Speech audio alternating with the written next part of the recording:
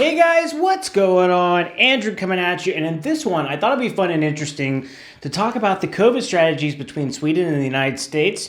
I just had the opportunity to be recently back in the United States during the Omicron peak, so I really got a chance to see what people were doing. But this is going to focus mostly on cultural, because I think there's a big cultural difference between Sweden and the US that factored into how people handled coronavirus. So first, let's just talk about the strategies. If you already know everything about the strategies and want to skip, I'll put the line to skip here below. The United States kind of, in the beginning of the pandemic, went for a lockdown strategy to wait for the vaccine and wanted people to wear masks. And of course, a lot happened in between, which we will break down. Sweden decided for a different approach, which is not the herd immunity approach, but kind of was the herd immunity approach. So basically, they wanted the younger, healthier people to get sick. They wanted to try to protect the old people. And then Sweden had to change their strategy about a year into it during the winter peak of 2021, where they had to ask many people to work from home. I basically called it a lockdown light, where they basically asked people, they had strong recommendations, but they never forced or made anything into law. Outside of maybe you couldn't have so many people at a bar, they stopped selling alcohol, things like that, but they never had police around grabbing people for certain reasons. The first thing I noticed about COVID in the States, even going back, is just how extremes everything is. Now in America, it's very extreme. If you're on the right, you feel a certain way. If you're on the left, you feel a certain way. And there were a lot of people on the right that didn't think that COVID was a big deal. There was a lot of people on the left that did think that COVID was a big deal. But the major difference I saw that leads to all of this has to be with the media. You know, the whole time everything was happening and I was following on the news, I knew that COVID was going to be a big deal because it was the first time U.S. news media was saying, don't panic, don't worry about anything, everything's okay. And normally the news does the opposite. This was in the very beginning of the pandemic. Well, ever since then, though, it has become hurry up and panic, hurry up and panic. So when Omicron was hitting, I was kind of following everything that was happening because I knew I was traveling back to the States, and I was looking at South Africa, and I was looking at everything that happened, and Omicron does not seem to be anywhere near as serious.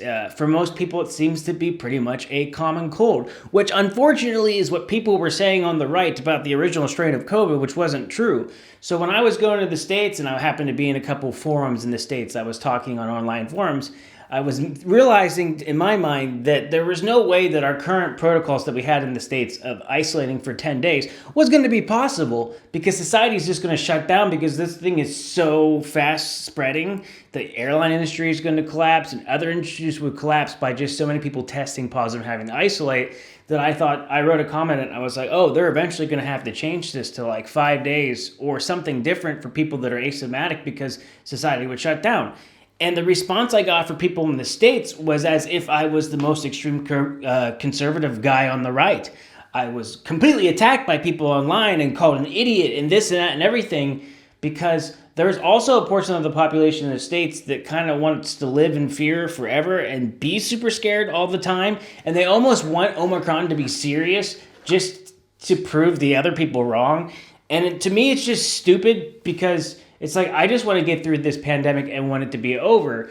But when you look at the U.S. media and see how it is, every article I would read, I can understand why these people that are on that side would be so scared. I mean, you look at every article, it's Omicron, surge, spiked, devastated, hospitals filling up. I mean, they would talk about record numbered kids in the hospital or record numbers of people in the hospital with COVID, but they wouldn't mention the fact that they were testing everybody coming to the hospital for COVID no matter what, and a lot of people were just testing positive that were there for other reasons.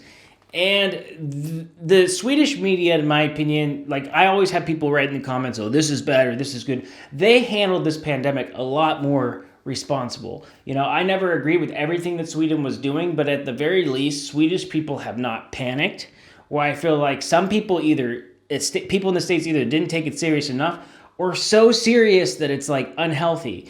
And I bumped into a lot of people where I feel there are people in the U.S. still that are panicking about COVID that think that I haven't gotten COVID because I've been so responsible, that don't realize probably no matter what they're going to do, they're going to get Omicron, and they're still realizing that fear and wanting to fight and choose their team. Now, the good news is I felt that most people in the States don't want to fight anymore, but it's just something I noticed. That being said, a lot of people have to wear masks in the States and it's mandated or this or that. In Sweden, their approach was never to make masks mandatory. Personally, I would have liked to have masks, but at the same time, by not making it mandatory, they have suggested it. And a lot of times when the Swedish government suggests stuff, people listen and agree. I was on the train actually getting ready to fly out to the U.S. and everybody on the train had like a mask and I didn't have a mask and I was like, why are all these masks? Well, I missed the recommendation that the government had suggested people start wearing masks. And the thing is, it's not a law, but then when I was riding home on the transportation, I had a mask on. And see, by doing it that way and not forcing people, a lot of times Swedes really follow the rules. And here's why, and I wanted to point this out too. It's simply because when everybody's paying for the universal health care and everybody feels like they're a part of it, you don't necessarily want to cost people a lot of extra money. So you do what's mostly recommended of you. So that has meant that most Swedes will wear masks when they need to, social distance when they need to, and get vaccinated. And there was never this fight between being vaccinated or not vaccinated. Now, there was a protest, I think, in Linköping yesterday or on the 5th of January that was against the vaccine passport because this is something now that Sweden is possibly going to try. But it's a very minority voice. And if you actually look at how Sweden's doing with this pandemic, I think they're going to do okay with Omicron because we had a lot of people get sick over time by just letting the virus spread. Plus, a lot of people got vaccinated that if you compare us to like the U.S., we're really doing all right. I think the issue in the U.S. is with this individualism. When there's a pandemic, everybody has to work as a team. Whatever you think is right or wrong, everybody has to be able to work together.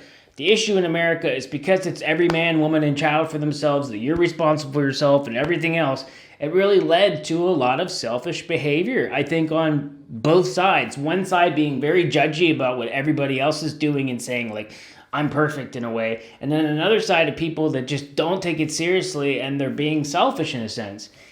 And because we could never get everybody on the same page, it made a lot of issues and a lot of problems, and we didn't have a president that was on the same page.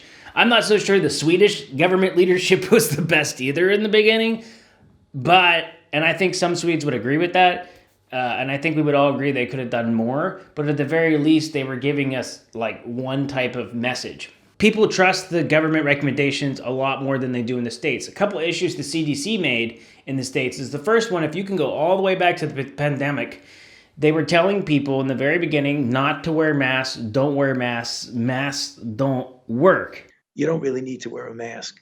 Well, the reason for that is that we were concerned, the public health community, and many people were saying this, were concerned that it was at a time when personal protective equipment, including the N95 masks and the surgical masks, were in very short supply.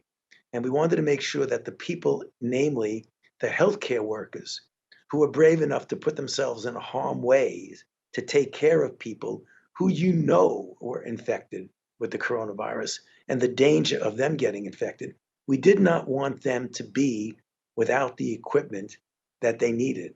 So there was not enthusiasm about going out and everybody buying a mask or getting a mask. We were afraid that that would deter away from the people who really needed it. This is my issue with the CDC. Tell people the truth, because the truth was, hey, masks do work, they do help and stop it, but guess what? We need the healthcare workers to have the masks, so don't be a dummy and buy the masks so they can't take care of you.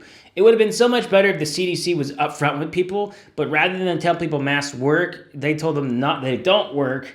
And so whenever they decided to re-implement mask wearing for everybody, they had already told people not to work. They had already lied to the people once already. That unfortunately, the CDC lost credibility there. And now the U.S. has just changed their regulations from 10-day isolation to 5-day isolation without needing to be negative to retest. I actually personally agree with this because I don't think there's anything we can really do to stop this. But a lot of people are critical of this with the CDC and fighting the CDC. And again, they lost credibility. Again, I go back to this personal responsibility thing that we have in Sweden. I think that strategy works better than trying to force people and trying to shame people. Because as we've learned in the States, if you try to shame people and you try to force people, I just look at Joe Rogan, for example. Say whatever you will about Joe Rogan. He's obviously picked his own side. He's staying with it. He is drinking his Kool-Aid to just prove he has dug himself in that he will never change his mind. And that's what it did. and has happened to a lot of people, where we do have people like that here in Sweden, but that minority voice of not wanting to get vaccinated or thinking COVID is fake is much lower. Now, we have lower population density here in Sweden as well, which led to things, and maybe Sweden had to do certain strategies different. But as we're getting towards this end of the pandemic, the final thing that I think that COVID has shown is how broken our systems are. So if we just look at the health benefits or universal health care that you got in Sweden, people aren't going broke because they have COVID. People in the States are going broke because they have COVID, or they have long haulers disease, or they're not able to go back to their work. If you're in Sweden and you get sick and you need to be home for 2 weeks, you're getting paid for those 2 weeks that you're home, and that is something that's worked into our system that we have here in Sweden. But in the States, it's not guaranteed. So you got some people that are asked to quarantine for 10 days, even though they didn't test for COVID, but they were around someone else that tested for COVID, and then they're working a minimum wage job, or they're not getting paid when they're off work or when they're sick. Well, of course COVID's going to spread, because you got people that got to make a decision of, can I pay my bills on time, or do I do the right thing to stay home? And so it's already shown that our work systems and the work benefits is completely broken for a lot of people, and the things and the protections aren't there. I know a ton of people in the States that lost their jobs over time or had to make these very difficult decisions. Now, people did lose their jobs in Sweden too, and I dealt with difficulties of being at work and trying to figure out how this was going to go because COVID impacted some things. But most people aren't having those same levels of stress that we're having in the States. And so our working industry is completely broken right now. Now people are leaving jobs or don't want to be in certain jobs, and now companies are having to pay so much more. It's the great resignation right now. For example, teaching jobs in the States used to be really hard to get, was one of the reasons I came to Sweden. Now, teaching jobs, they can't find enough teachers because so many teachers quit over time. Another system that's broken that I think that the Swedish healthcare system does have issues in it and does have things that are broken about it that we are seeing in this pandemic, but nowhere near to the same level as the U.S. We are just seeing how terrible, like talking about how people aren't being well taken care of, that's on the nurses and staff as well, which are stretched thin. We are seeing issues broken with our healthcare system, not to mention the simple fact that Americans are an unhealthy society overall. We have a lot of people with comorbidities, and comorbidities is one of the number one killers with COVID. And so even though you're seeing COVID hit the US and you're seeing it hit Sweden, it is killing people so much more, not only because people are unvaccinated, but people are unhealthy in the States. And when we have this me type system of you buy whatever you want, you eat whatever you want, everything's cheap, you make your own decision all the time, well, suddenly people can't afford the health care that they need. So when you build a society of consuming all the time, the negative aspects of consuming is now hitting us here as well. That maybe we don't need to have super obese people in the United States. Maybe we don't need to get a cheeseburger for $1. I guess you can't get it for $1 anymore. It's like $1.20. We don't need these things, but we have it in our system. So what we're seeing is that both systems were hit hard, but Sweden is going to be okay, it looks like. It looks like it's going to make it through this pandemic okay. Having a healthier society, having more people working together really helped, even though we did some things differently with our strategy. We could have done things better, but it's okay. The U.S., the election killed it. The election helped kill there's too much division in the U.S. and too much extremes that when I was leaving the States, it finally reached this healthy medium where when I was in Pittsburgh, I'll tell you, people in Pittsburgh were over mask wearing. I didn't see many masks in Pittsburgh or social distancing. People were kind of over it. But for the most part, when I was walking around and I was in the States, it was like people wore masks that wanted to wear a mask. People that didn't. People socially distanced. Nobody argued. Nobody judged any other. And that was a much healthier system than what we had in the start.